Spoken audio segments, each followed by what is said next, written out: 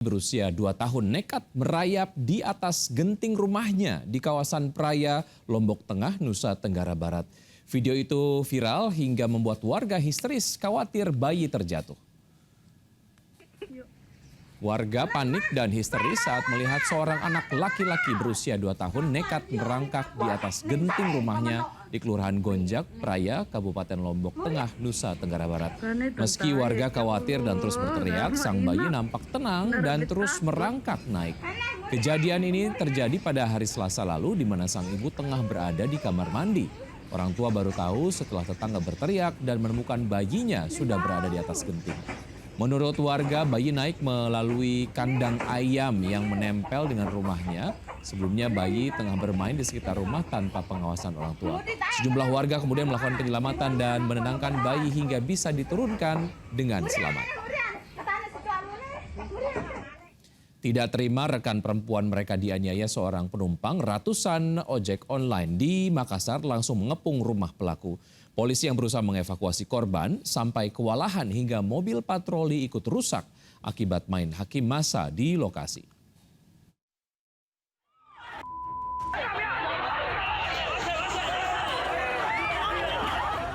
Ratusan pengemudi ojek online mendatangi sebuah rumah kos di Jalan Badak, Kota Makassar, Sulawesi Selatan. Massa mengepung lokasi dan melampiaskan emosi mereka kepada seorang pria berinisial BS usia 30 tahun. Aksi ini dipicu oleh salah paham antara pengemudi ojol perempuan dengan pelanggan pria inisial BS. Dalam insiden itu penumpang diduga menganiaya pengemudi perempuan. Kasus ini sempat dibawa ke Polsek Mamajang untuk mediasi. Namun pada Rabu lalu terduga pelaku kembali ke rumah kosnya. Merasa tidak adil, rekan sesama pengendara ojek online menghakimi pelaku. Meski telah dievakuasi polisi, massa tetap menyerang terduga pelaku hingga membuat petugas lebam dan mobil patroli rusak. Setelah ditangani pihak berwajib, proses hukum terhadap terduga pelaku hingga kini tetap berjalan. Dari Makassar, Sulawesi Selatan, Leo Muhammad, iNews melaporkan. Pemirsa, heboh pusaran angin puting beliung terbentuk dan membesar di tengah laut pesisir selatan kawasan Suramadu, Bangkalan, Jawa Timur. Pusaran yang terjadi selama beberapa menit itu sempat membuat warga resah, khawatir membesar dan membahayakan.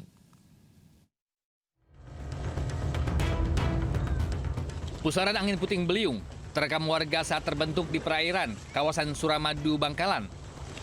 Tepatnya di pesisir selatan, Kuanyar dan Labang. Pusaran angin ini terjadi selama 5 menit hingga membuat warga di sekitar pesisir resah. Bahkan, pemotor yang melintas jembatan Suramadu juga sempat menyaksikan fenomena ini. Menurut BPBD Kabupaten Bangkalan, fenomena ini terjadi selama peralihan musim penghujan ke kemarau yang diprediksi awal bulan Mei mendatang. Angin yang disebut sebagai siklon tropis ini terjadi disebabkan pertemuan suhu permukaan laut yang hangat dengan udara lembab dari gumpalan awan hitam pekat yang kemudian menciptakan penguapan intensif. Proses ini memicu tekanan udara rendah dan menyebabkan udara hangat naik dengan cepat dan berputar akibat efek gaya Coriolis atau rotasi bumi yang akhirnya membentuk pusaran angin kencang. Biasanya itu ini awan cumulonimbus ini disebabkan adanya awan pekat, awan hitam yang akan menyebabkan pusaran angin dan gelombang tinggi, seperti itu. BPBD mencatat, fenomena ini sudah beberapa kali terjadi di pesisir selatan maupun pesisir barat Bangkalan. Masyarakat diimbau menghindari kawasan yang mengalami fenomena ini, termasuk nelayan agar menepi sejenak saat terjadi hal serupa. Dari Bangkalan, Jawa Timur, Taufik Syahrawi, iNews melaporkan. Pemirsa, ratusan jemaah haji Indonesia disambut meriah setibanya di Bandara Mohammed bin Abdul Aziz, Madinah. Jemaah disambut lantunan sholawat membuat suasana haru. Ya sahibah syafa'ah, wa alaika ya habiballah, Allahumma salli. Suasana haru menyambut kedatangan jemaah haji Indonesia di Tanah Suci. Setibanya di Bandara Amir Muhammad bin Abdul Aziz, Madinah, sejumlah jemaah langsung melakukan sujud syukur. Lantunan sholawat terdengar memenuhi ruang kedatangan, membuat suasana haru bahagia. Setibanya di bandara, para petugas haji siap membantu para jemaah haji turun dari bus untuk menuju ke hotel. Terutama bagi jemaah haji lansia dan risiko tinggi yang butuh pendampingan dan alat bantu kursi roda.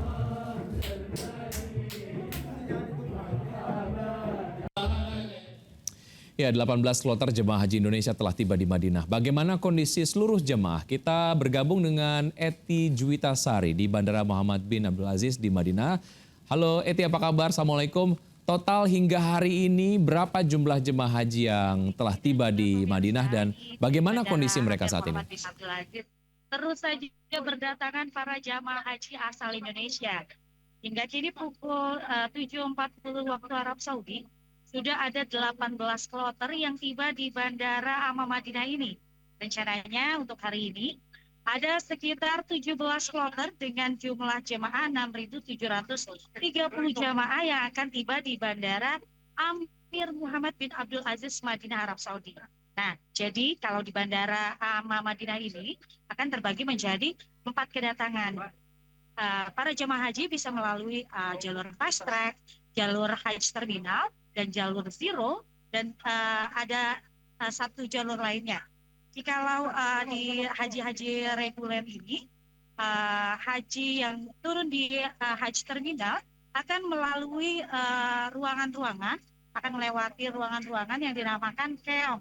Nantinya para jamaah haji yang turun dari pesawat akan didorong memasuki keong untuk menunggu para jemaah haji lainnya. Jikalau sudah komplit atau sudah terpenuhi semuanya dalam satu kloter, nantinya mereka akan didorong untuk masuk ke dalam bus-bus yang ada di belakang saya ini. Nah, nanti di satu bus ini akan masuk jemaah haji per kloter. Karena nanti di Madinah mereka akan ditempatkan di satu hotel yang sama. Dan tadi ada arahan dari Kadakar Bandara untuk para jamaah haji jangan takut. Jadi kalau misalnya sudah masuk ke dalam bus, nanti akan dicek untuk visa dan paspornya. Jadi para jamaah haji jangan khawatir. Pemeriksaan paspor ini hanya untuk memeriksa identitas kita kalau memang kita sudah terdaftar di dalam momen haji di tahun 2026. Begitu pemirsa, dan kembali ke Anda. Baik Eti, terima kasih atas informasi yang Anda sudah sampaikan. Selamat bertugas kembali dan tetap jaga kesehatan. Ya, pemirsa, kita beralih ke informasi lain. Siapkan saldo Anda karena Kejaksaan Agung akan melelang barang-barang mewah hasil sitaan koruptor. Mulai dari tas mewah, perhiasan mahal hingga mobil Ferrari. Badan Pemulihan Aset Kejagung akan menggelar lelang besar-besaran dengan menawarkan ratusan aset hasil sitaan koruptor. Lelang ini sebagai upaya pemulihan kerugian negara melalui sistem lelang terbuka yang transparan. Lelang barang mewah sitaan koruptor dikemas dalam program BPA Fair 2026 dan dijadwalkan berlangsung pada 18 hingga 22 Mei mendatang. Ya, pemirsa, pengendara mobil listrik ini tidak lagi dimanjakan dengan kelonggaran bebas pajak. Mobil listrik juga akan dikenakan aturan ganjil genap sehingga nantinya tidak bisa setiap saat melenggang bebas di jalanan Jakarta.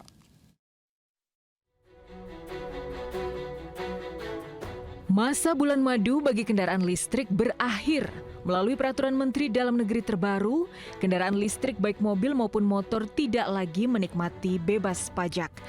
Per April 2026, kendaraan listrik harus bayar pajak sama seperti kendaraan jenis BBM.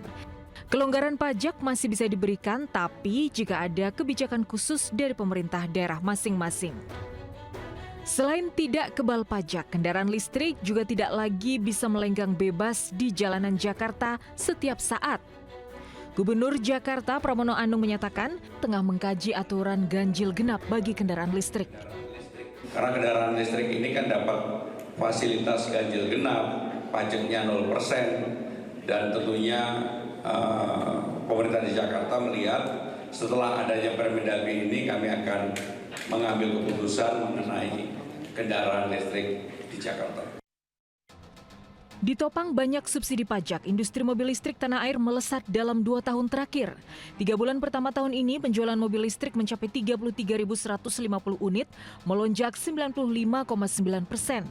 Bahkan sepanjang 2025, penjualan mobil listrik menembus hampir 104.000, melonjak 141% dibandingkan tahun 2024. Di tengah krisis impor minyak, adopsi kendaraan listrik diharapkan makin bertambah dan bisa menekan subsidi BBM. Tapi sayangnya, berbagai insentif justru berhenti di tengah jalan. Harga motor dan mobil listrik diperkirakan naik 5 hingga 15%. Kira-kira Anda masih minat beli atau tidak? Tim Liputan iNews melaporkan.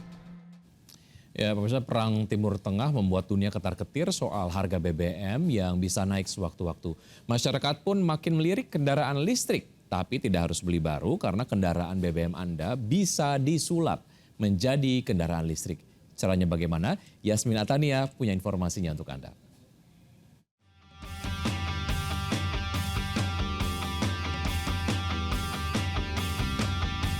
Pemirsa, ini dia salah satu bengkel konversi untuk motor BBM ke listrik yang ada di Jakarta, tepatnya ada di SMK Negeri 26 Jakarta. Dan ini adalah salah satu dari puluhan bengkel konversi mitra PT PLN yang ada di Jakarta. Nah, pemirsa, kali ini saya sudah bersama dengan teknisi di SMKN 26 Jakarta. Ini ada Mas Rizal dan juga Mas Tiasa di sini ya. Baik Mas, ini untuk mengubah begitu ya dari kendaraan menggunakan BBM beralih menuju kendaraan listrik ini, syarat-syarat yang harus dipenuhi itu apa aja sih Mas? Pertama, syaratnya itu motor harus di atas tahun 2000-an. Nah, untuk syarat selanjutnya itu surat-surat harus lengkap seperti STNK dan BPKB. Lalu pajak kendaraan harus hidup, Mbak. Mungkin masyarakat penasaran nih, biayanya berapa nih untuk melakukan konversi ini? Biaya sendiri itu ada di sekitar 15 sampai dengan 19 juta. Tanpa subsidi dari pemerintah, Mbak. Oh, oke. Sejauh ini sudah banyak belum sih Mas masyarakat yang datang ke sini untuk melakukan konversi dari ini motor BBM ke listrik? Untuk masyarakat sendiri sudah mulai banyak. Mari kita mengerjakan di sekitar 8 unit. Untuk lama atau proses pengerjaan ini membutuhkan waktu berapa lama? Di sekitar 1 sampai 2 mingguan, Mbak. Gitu. 1 hingga 2 minggu. Betul. Oke. Setelah berhasil diubah nih jadi mesin listrik nih. Untuk proses pengisian daya, kemudian juga jarak tempuh nantinya seperti apa? Untuk pengisian daya sendiri ini dari baterai habis sampai dengan 100% itu ada di sekitar 5 jam. Gitu, Mbak. Nah, untuk jarak tempuh sendiri itu ada di 40 km. 40 km. Ya. Ternyata cukup mudah ya Mas. Betul. Ya melakukan konversi dari motor BBM ke mesin listrik ini ya. Terima kasih banyak informasinya Mas. Iya. Pemirsa, tidak hanya di SMK Negeri 26 Jakarta saja, tapi ada sebanyak 60 bengkel konversi motor listrik yang tersebar di seluruh wilayah Indonesia. Gimana? Anda tertarik? Dari Jakarta, Yasmin Atania, Andri Setiawan, iNews melaporkan.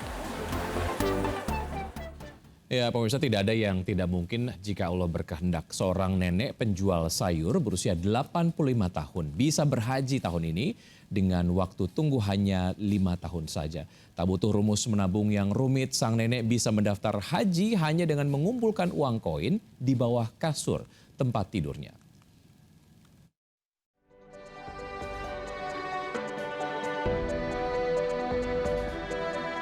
Di usia 85 tahun, Nenek Suri, warga Desa Muktisari, Kecamatan Kaliwates, Jember ini masih bersemangat berjualan sayur keliling kampung.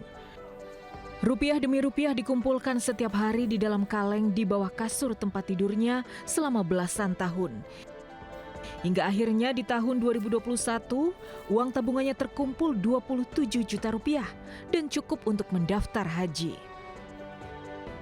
Meski umumnya waktu tunggu haji bisa belasan tahun, tapi Allah berkehendak lain.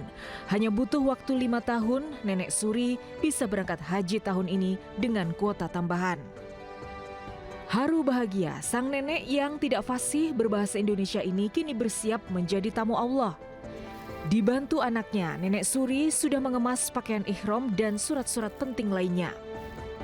Alhamdulillah, senang naik haji tahun menikah. Ya, nabung puluhan tahun. Nenek Suri adalah satu dari puluhan ribu jemaah haji lansia tahun ini. Data Kementerian Haji, ada sekitar 25% jemaah berusia di atas 65 tahun dan sekitar 177 ribu merupakan jemaah berisiko tinggi. Keluarga berharap penyelenggaraan ibadah haji tahun ini benar-benar ramah lansia, disabilitas, dan perempuan seperti slogan haji tahun ini. Dari Jember, Jawa Timur, Bambang Sugiarto, iNews melaporkan.